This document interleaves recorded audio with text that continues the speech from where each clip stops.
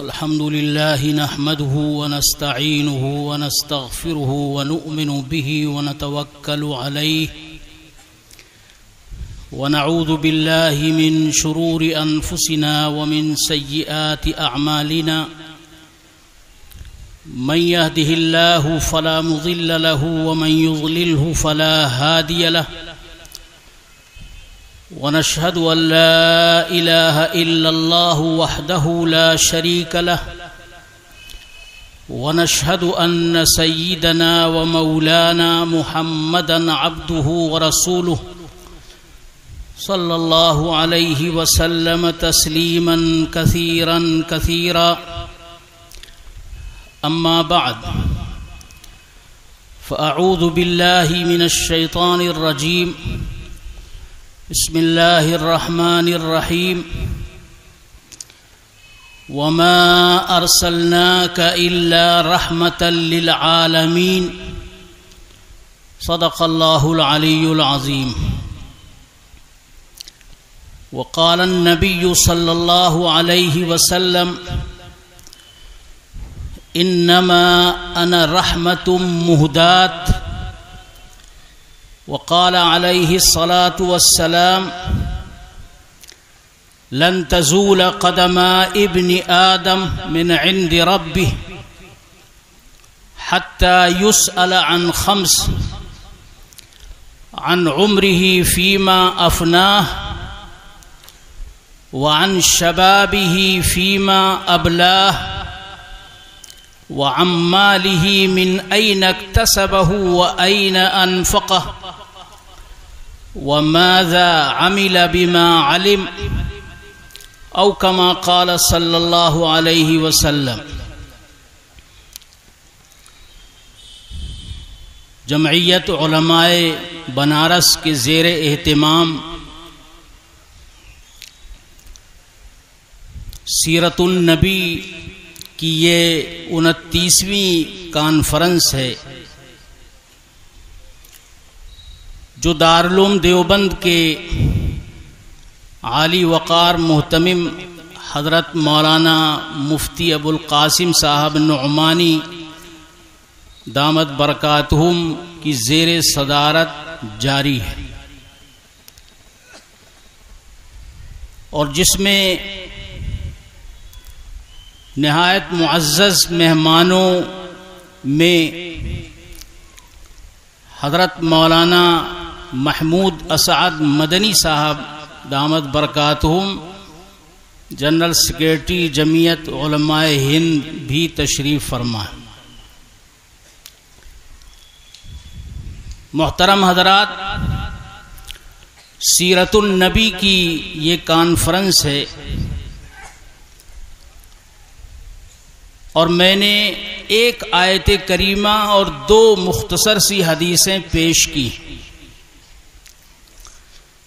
اسی سے متعلق مجھے چند باتیں آپ حضرات کے سامنے پیش کرنی.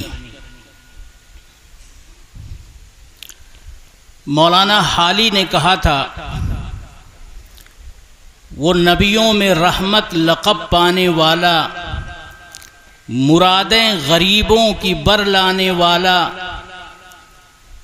مصیبت میں غیروں کے کام آنے والا، وہ اپنے پرائے کا غم کھانے والا، ضعیفوں کا ملجا، فقیروں کا ماوا، یتیموں کا والی، غلاموں کا مولا، خطا کار سے درگزر کرنے والا، بداندیش کے دل میں گھر کرنے والا، مفاسد کا زیر و زبر کرنے والا، قبائل کو شیر و شکر کرنے والا، اتر کر حرا سے سوئے قوم آیا، اور ایک رحمت اور ایک نسخہ کیمیا ساتھ لایا. قرآن کریم کی اس آیت میں اللہ تبارک و تعالی نے یہ فرمایا ہے کہ ہم نے آپ کو سب جہان والوں کے لیے رحمت ہی بنا کر بھیجا ہے.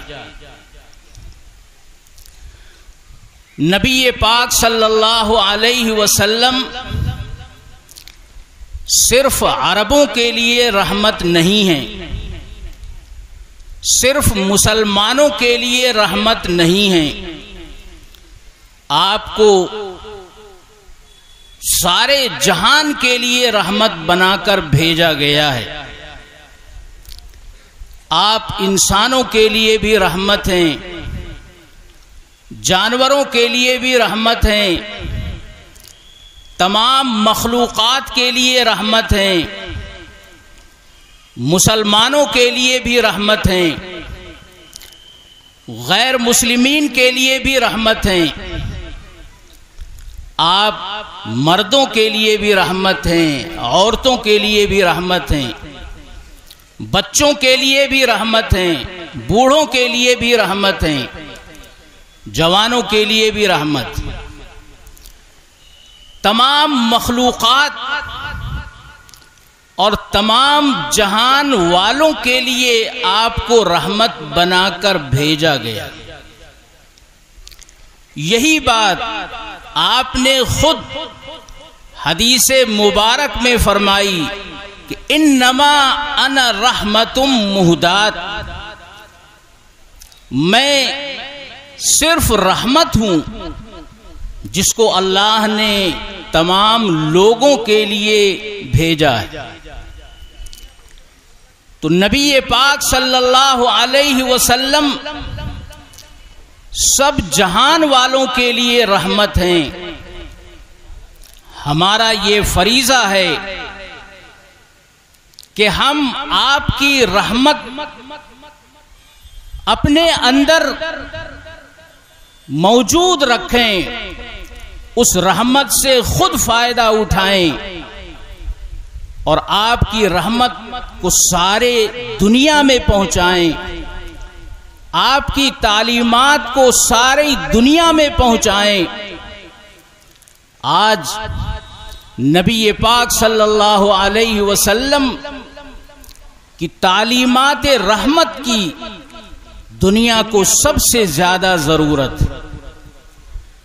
نبی پاک صلی اللہ علیہ وسلم جس دور میں نبی بنا کر بھیجے گئے، ساری دنیا میں کفر اور شرک کا دورہ تھا۔ اللہ سے انسان کا رشتہ ٹوٹ چکا تھا،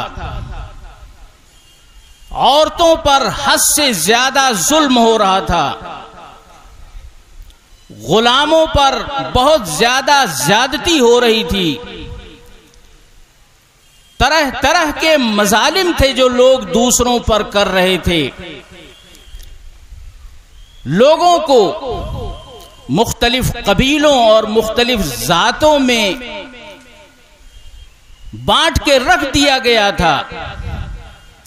ایسے وقت میں نبی اکرم صلی اللہ علیہ وسلم نبی بنا کر بھیجے جاتے ہیں، تو آپ نے سب سے زیادہ جس چیز پر زور دیا ہے وہ انسانیت کا احترام ہے، وہ انسانیت نوازی ہے۔ نبی پاک صلی اللہ علیہ وسلم نے فرمایا کہ دنیا کے سارے لوگ آدم سے پیدا ہوئے ہیں اور آدم مٹی سے پیدا ہوئے تھے۔ لا فضل لعربی علی عجمی الا بالتقوی، کسی عربی کو کسی عجمی پر اور کسی گورے کو کسی کالے پر کوئی بڑائی نہیں، کوئی برتری نہیں، سب برابر ہیں، سب انسان حضرت آدم کی اولاد ہیں اور آدم مٹی سے پیدا ہوئے تھے۔ نبی پاک صلی اللہ علیہ وسلم نے فرمایا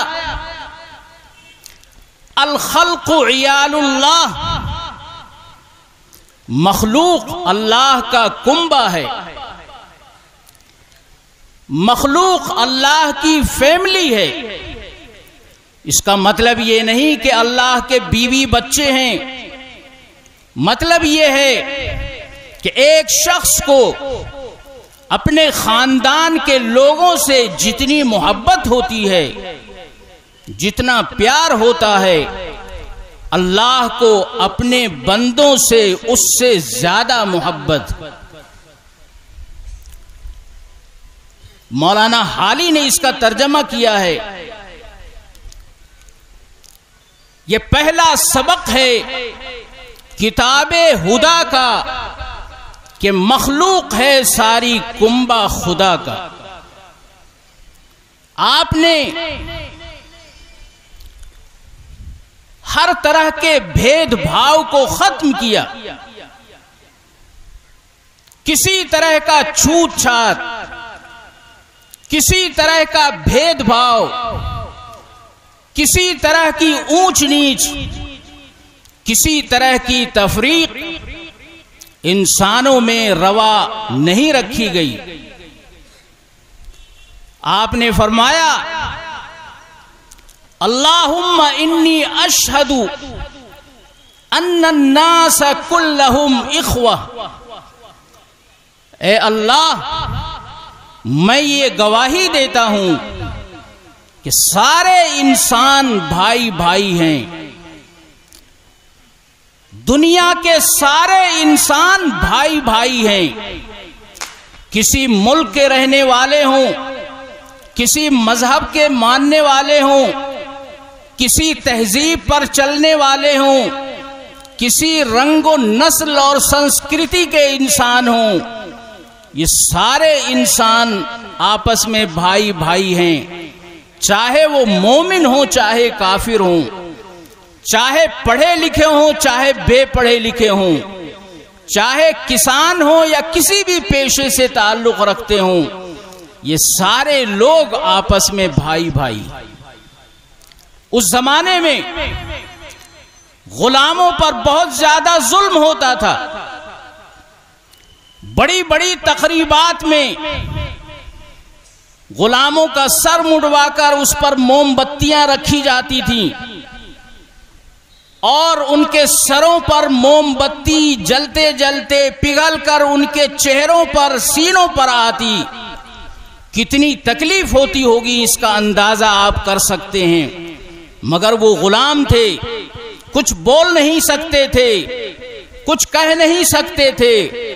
ان کو انسان بھی نہیں سمجھا جاتا تھا، جانوروں کی طرح بیچا اور خریدا جاتا تھا.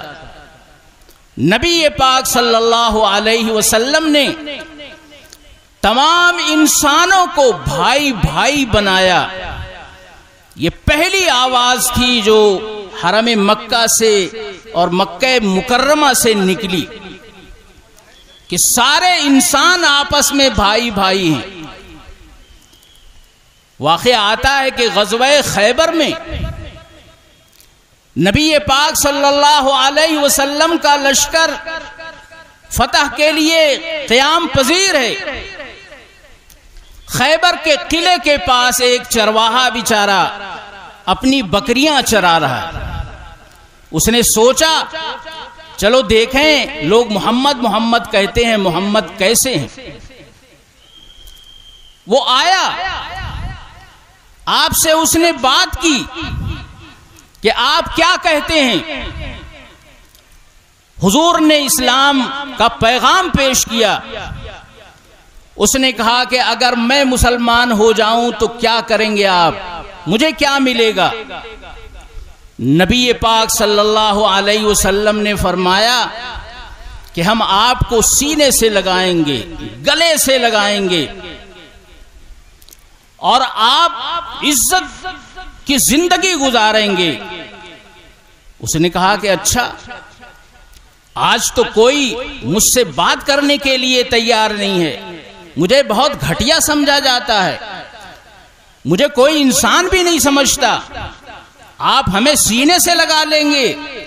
یہ عجیب بات اس نے محسوس کی، کیونکہ وہاں تو یہی ماحول تھا کہ بڑے بڑے قبائل چھوٹوں کو انسان نہیں سمجھتے تھے، اور یہ سارے عرب عجم باہر کے لوگوں کو گونگا سمجھتے تھے کہ ان کو بولنا ہی نہیں آتا. یہ اونچ نیچ تھی، یہ تفریق تھی، اور یہاں جو تفریق تھی اور ہے وہ سب کو معلوم ہے. ایسے ماحول میں نبی پاک صلی اللہ علیہ وسلم کا پہلا پیغام ہے کہ سارے انسان بھائی بھائی ہیں. یہ سارے انسان ایک اللہ کے سامنے تو جھک سکتے ہیں، اللہ کے علاوہ کسی اور مخلوق کے سامنے، ہاتھ سے بنائے ہوئے بتوں کے سامنے انسانوں کا جھکنا یہ انسانوں کی توہین ہے. یہ توحید کا سبق، یہ بھی انسانی ہمدردی کا سبق، انسانی مساوات کا پیغام اس میں ہے. تو نبی پاک صلی اللہ علیہ وسلم نے ایک طرف انسانوں کو بھائی بھائی بنایا، دوسری طرف چھوٹی چھوٹی باتوں پہ جھگڑے ہوئے کرتے تھے، لوٹ مار ہوتی تھی، لڑائیوں کا سلسلہ ہوتا جو 40 سال تک، اور بعض لڑائیاں عرب تاریخوں میں ہیں 200 سال تک چلتی رہیں معمولی باتوں پر. نبی پاک صلی اللہ علیہ وسلم نے اپنی کوششوں سے مکے کے اندر، مدینے کے اندر، عرب کے اندر امن قائم کرنے کی کوشش کی. جب آپ کی عمر شریف 35 سال کی تھی، قریش نے خانہ کعبہ کی اثر نو تعمیر شروع کی، اور ان لوگوں نے یہ طے کیا کہ اس میں صرف حلال پیسہ لگائیں گے، کوئی حرام پیسہ نہیں لگے گا. جو حلال پیسہ جمع ہوا وہ اتنا نہیں تھا کہ پرانا جو خانہ کعبہ تھا وہ مکمل اثر نو بنا دیا جاتا. انہوں نے کہا کہ چاہے پورا خانہ کعبہ ہم نہ بنا سکیں مگر حلال پیسہ ہی لگائیں گے، حرام نہیں لگائیں گے. چنانچہ وہ جگہ جو آج حتیم کہی جاتی ہے اس کو انہوں نے خانہ کعبہ کی عمارت سے الگ کر دیا، اس کی تعمیر نہیں کی کیونکہ اس کی تعمیر کے پیسے نہیں تھے. اس موقع پر یہ بات سامنے آئی کہ خانہ کعبہ تعمیر ہو گیا، اب اس کے ایک کونے میں حجر اسود نصب کرنا ہے. ہر قبیلہ یہ کہتا تھا کہ یہ شرف ہم لیں گے، ہر قبیلہ یہ چاہتا تھا کہ یہ شرف ہمیں ملے، اور تلواریں نیاموں سے نکل آئیں، لوگ لڑنے مارنے مرنے اور مارنے کے لیے تیار ہو گئے. لیکن اسی میں ایک شخص نے یہ بات کہی کہ بھائی دیکھو، حجر اسود کون رکھے گا؟ میرے ذہن میں یہ آ رہا ہے کہ ہم رات تک توقف کریں، دیکھیں کہ صبح سب سے پہلے جو حرم میں آتا ہے اس کے ذریعے ہم حجر اسود رکھواتے ہیں. نبی پاک صلی اللہ علیہ وسلم کا معمول ہی تھا، آپ بہت سویرے حرم میں آ جاتے تھے، سب سے پہلے آپ حرم میں پہنچے. آس پاس کے لوگوں نے دیکھا، کہا ذالک محمد ذالک الامین، یہ محمد ہیں، یہ امین ہیں، ہم ان کے فیصلے کو مانیں گے. نبی پاک صلی اللہ علیہ وسلم نے بہت حکیمانہ رائے دی کہ ایک چادر بچھائی جائے. چادر بچھا دی گئی.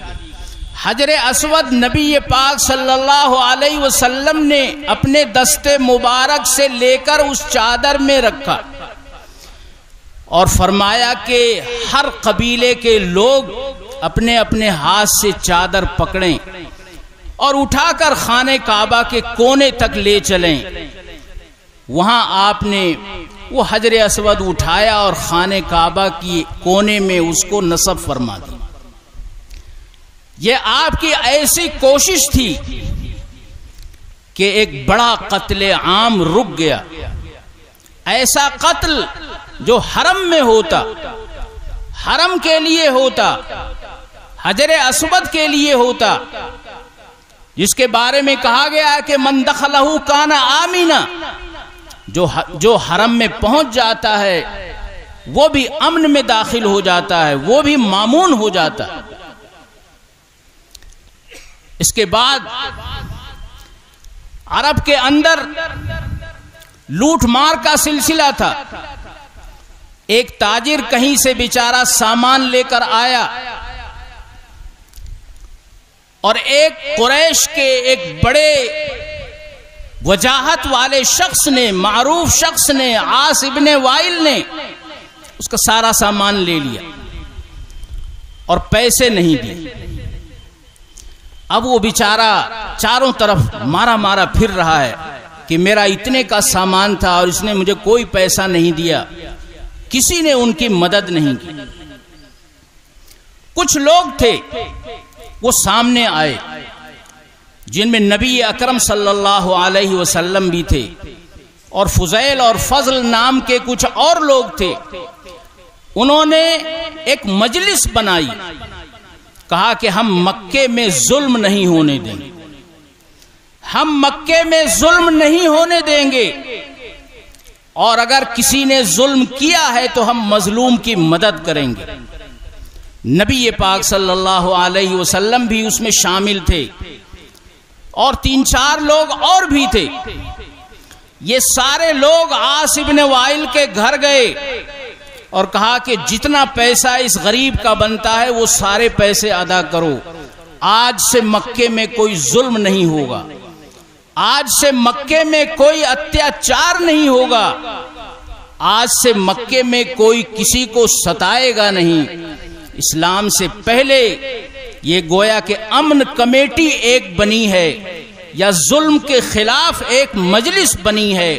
نبی پاک صلی اللہ علیہ وسلم اس میں خود بنفس نفیس شریک ہیں، اور بعد میں آپ فرماتے تھے کہ اگر اس طرح کی مجلس کوئی اور بنتی تو میں اس میں بھی شریک ہوتا۔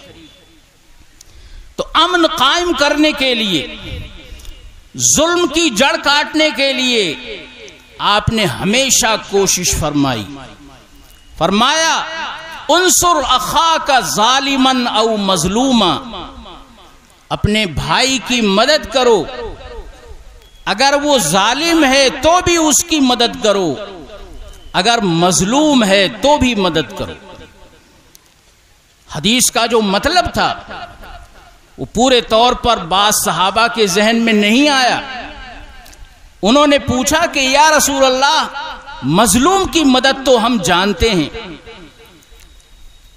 لیکن ظالم کی مدد کیسے کریں گے؟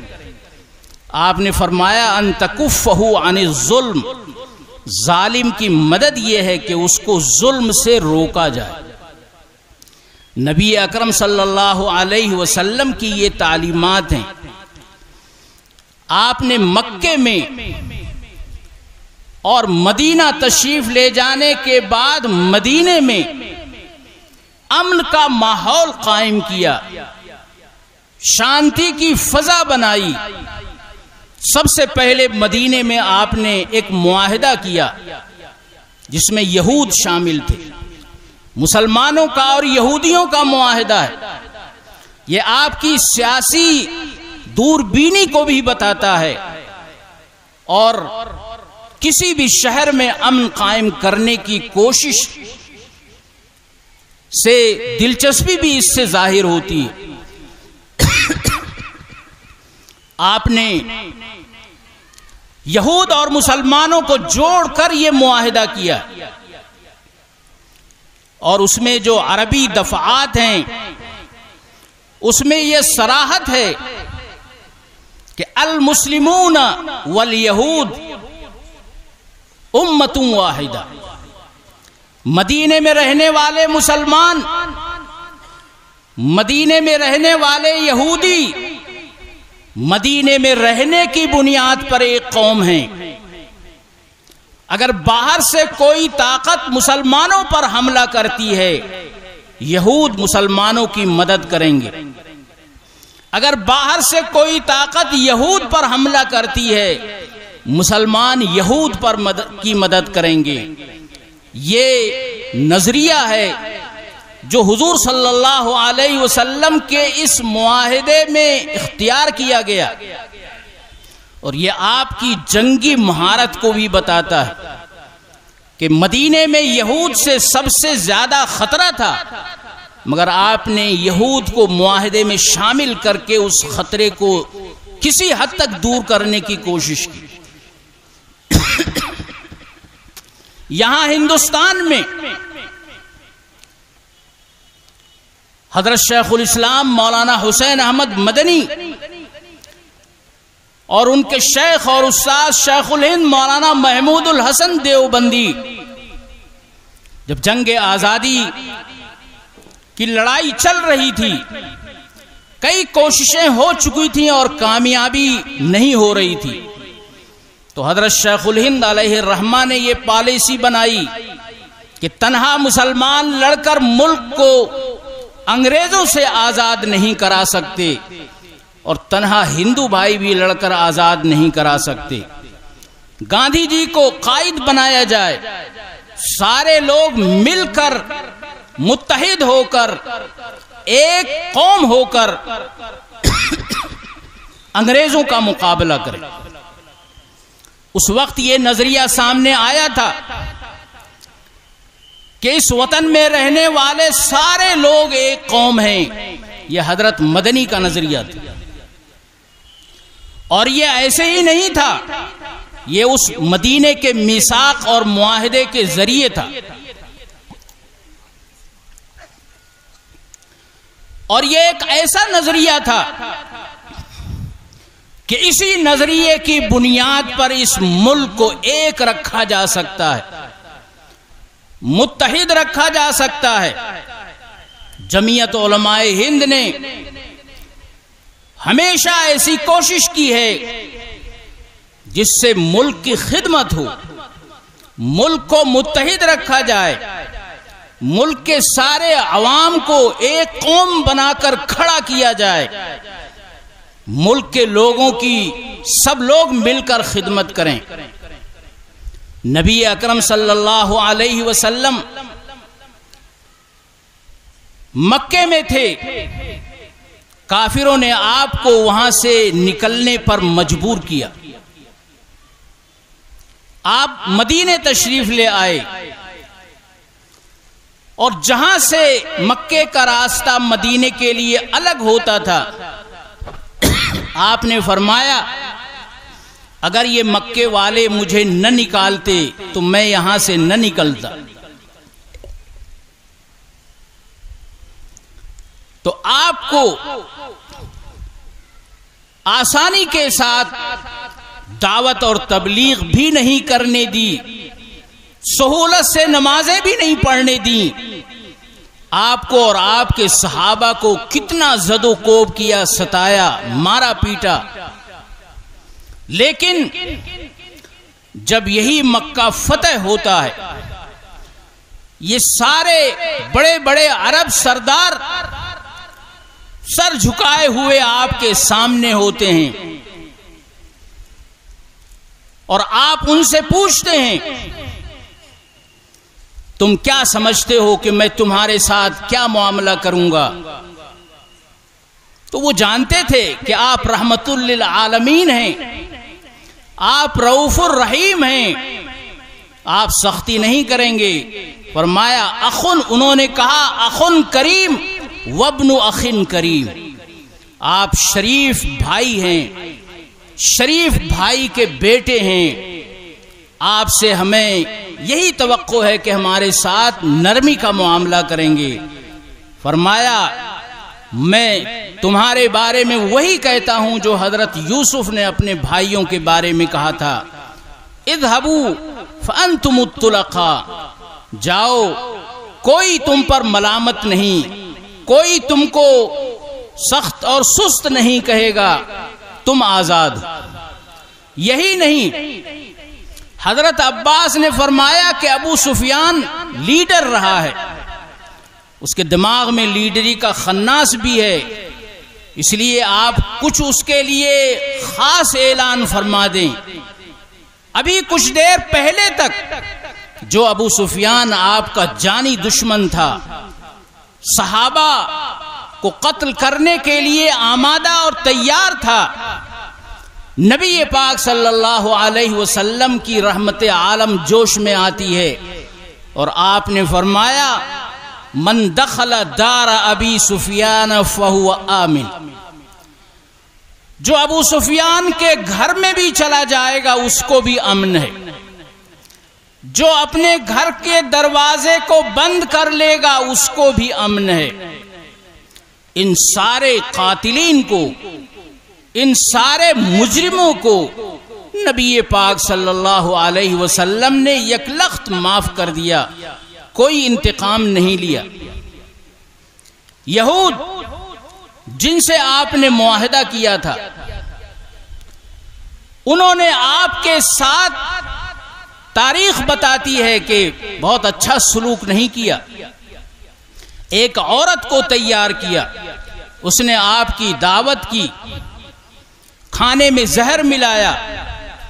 نبی اکرم صلی اللہ علیہ وسلم کا یہ حسن اخلاق ہے کہ ایک یہودی عورت کے دعوت میں آپ شریک ہوتے ہیں۔ لقمہ منہ میں رکھا، فوراً تھوک دیا اور آپ نے فرمایا اس میں زہر ملا ہوا۔ عورت کو بلایا، پوچھا کہ اس میں زہر ملایا ہے؟ اس نے کہا کہ ہاں ملایا ہے۔ کیوں ملایا ہے؟ اس لیے ملایا ہے کہ اگر آپ نبی برحق ہیں کوئی نقصان آپ کو نہیں ہوگا، لیکن اگر آپ واقعی صحیح نبی نہیں ہیں اور غلط طریقے پہ اپنے کو نبی کہہ رہے ہیں تو ہماری جان چھوٹ جائے گی، ہم آپ سے بچ جائیں گے۔ نبی اکرم صلی اللہ علیہ وسلم نے اپنے لیے کوئی انتقام نہیں لیا۔ اسی طرح لبید ابن العاصم ایک ساحر تھا، یہودی تھا۔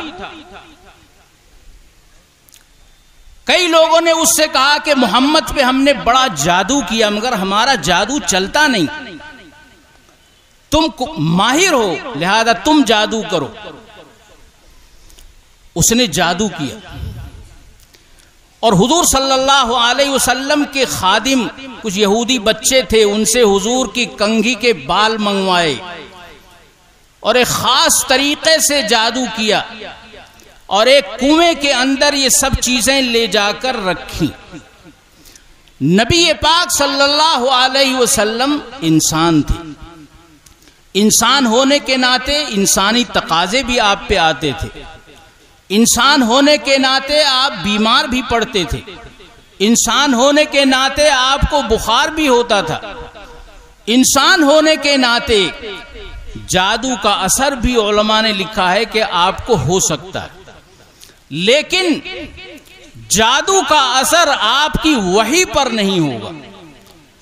اگر کوئی قرآن اس وقت اتر رہا ہے تو ایسا نہیں ہو سکتا کہ آپ جادو کی وجہ سے وہ قرآن صحیح طریقے پر صحابہ کو نہ سنا سکیں۔ تو جادو کیا گیا، آپ کو کچھ تکلیفیں محسوس ہوئیں، پھر خواب میں فرشتے آپ کے پاس آئے، انہوں نے یہ تفصیل بتائی کہ لبید ابن عاصم نے جادو کیا ہے، فلاں جگہ کنویں کے نیچے ایک پتھر کے نیچے دبا کے رکھا گیا ہے۔ حضرت علی وغیرہ کو آپ نے بھیجا، وہ سب چیزیں نکال کے لائے، اس میں 11 گرہیں تھیں اور یہ قل اعوذ برب الناس اور قل اعوذ برب الفلق، یہ 2 سورتیں نازل ہوئیں جس میں 11 آیتیں ہیں۔ نبی پاک صلی اللہ علیہ وسلم ایک آیت پڑھتے تھے، ایک گرہ کھل جاتی تھی، اس طرح ساری گرہیں کھل گئیں، آپ کو افاقہ ہو گیا۔ لوگ کہنے لگے کہ لبید نے بہت بڑا جرم کیا ہے، اس کو سخت سزا دینی چاہیے۔ حضور نے فرمایا کہ نہیں، میرا کوئی نقصان نہیں، اس نے جو کیا کیا، میں کچھ نہیں کروں گا۔ آپ نے بالکل اسے معاف کر دیا۔ یہ آپ کا اخلاق ہے۔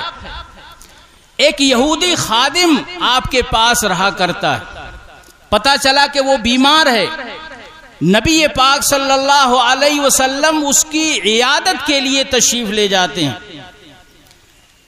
عیادت کی، آپ کو اندازہ ہوا کہ بیماری سخت ہے اور شاید وقت آ چکا ہے، آپ نے فرمایا کہ ایمان لے آؤ۔ اس نے اپنے والد جو تھے ان کے سامنے دیکھا والد کی طرف، والد نے کہا اطیع ابو القاسم، ابو القاسم یعنی حضور صلی اللہ علیہ وسلم کی بات مان لے۔ اس نے فوراً کلمہ پڑھ لیا اور فوراً ہی اس کی روح بھی پرواز ہو۔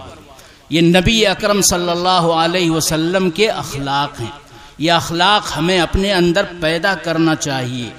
آپ کی شریعت، آپ کے اخلاق، آپ کے معاملات، آپ کی معاشرت، آپ کے عقائد، آپ کی عبادتوں میں جو سنت کا طریقہ ہے اس کو اختیار کرنا چاہیے۔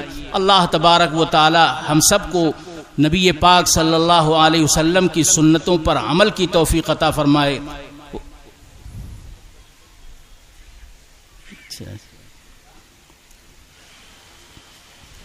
میں نے اوپر ہی پڑھا۔ تو نبی پاک صلی اللہ علیہ وسلم رحمت للعالمین تھے۔ آپ نے کس طرح مکے کے اندر، مدینے کے اندر اقدامات کیے جس سے امن قائم ہوا۔ پھر ایک حدیث میں نے پڑھی تھی، اس کا ترجمہ کر دیتا ہوں۔ اور سیرت النبی کے جلسے میں آنے کا مقصد یہی ہونا چاہیے کہ آپ کی سیرت، آپ کی سنت، آپ کی شریعت پر عمل کا عزم لے کر جائیں۔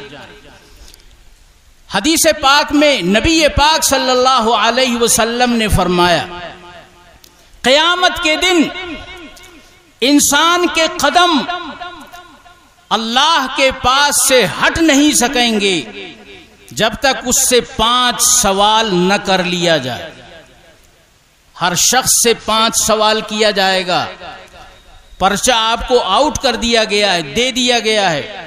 ساری زندگی آپ ان 5 سوالوں کے مطابق اپنے کو تیار کریں، اپنی زندگی کو ڈھالیں۔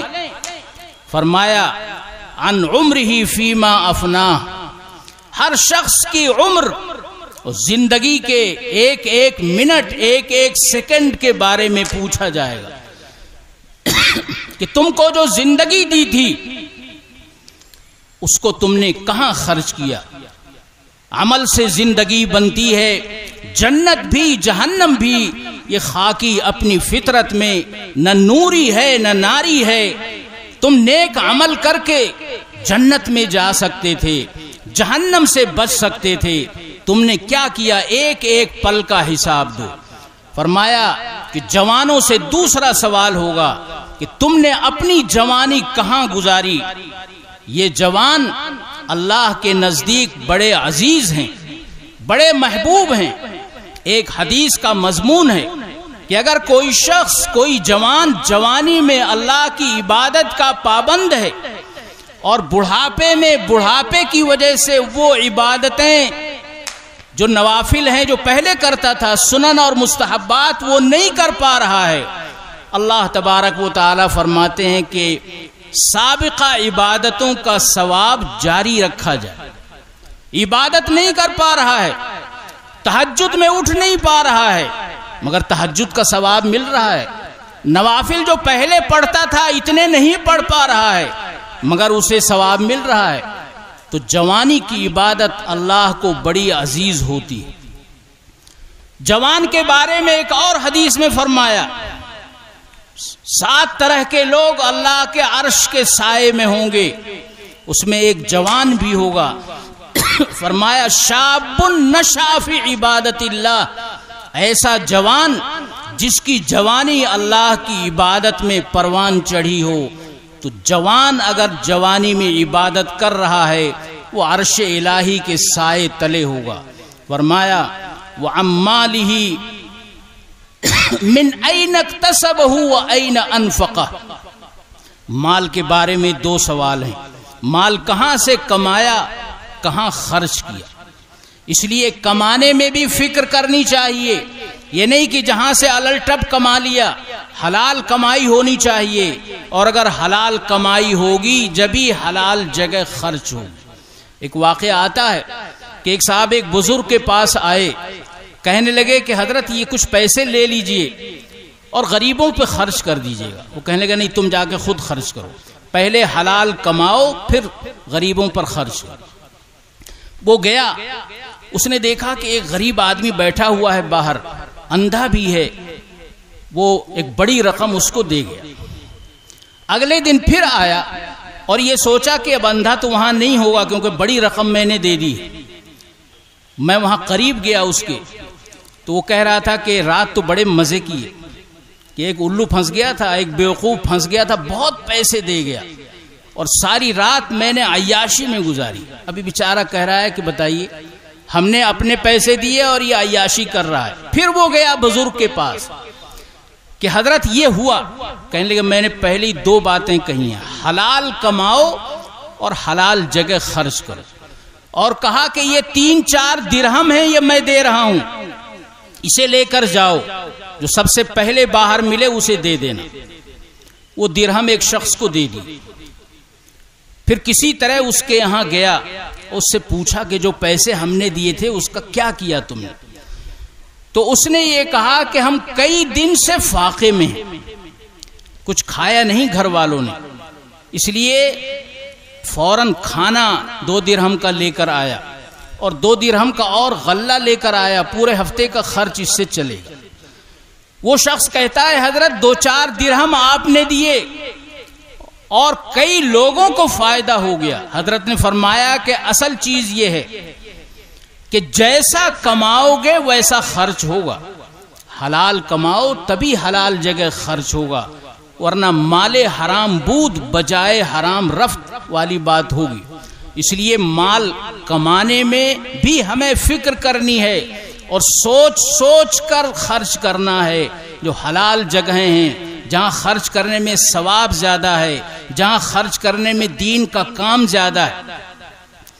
5ویں چیز ہے وَمَاذَا عَمِلَ بِمَا عَلِمَ، انسان کو دین کی جو باتیں معلوم ہیں ان پر کتنا عمل کیا، ہر شخص سے پوچھا جائے گا۔ اب اگر کسی نے دین پڑھا ہی نہیں، دین کی کچھ بات اسے معلوم ہی نہیں، تو اس سے پھر دوسرا سوال ہوگا کہ دین سیکھا کیوں نہیں۔ تو میرے محترم بزرگوں، ہر شخص کے لیے دین کی بنیادی باتوں کو سیکھنا ضروری۔